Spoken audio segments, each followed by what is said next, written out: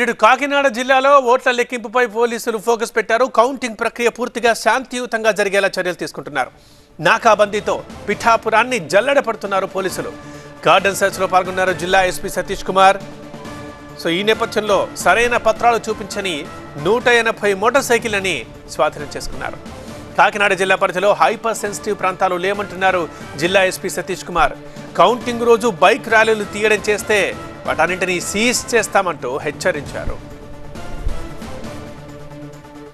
Counting రోజు కూడా 144 section police act 30 అమల్లో ఉంటాయి కాబట్టి ఎవరైనా బండి వేసుకునేలాగా తిరిగారంటే ప్రతి ఒక్కరి బండి కూడా సీజ్ చేస్తాము.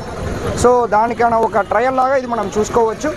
ఆ ప్రాసెస్ చేస్తున్నాం. ఇది ఒకవేళ బండి ప్రాపర్గా ఏమి డాక్యుమెంట్స్ ఇప్పుడు లేదంటే వాళ్ళు మళ్ళీ రేపు ఇచ్చేసి బండి తీసుకొని వెళ్ళిపోవచ్చు.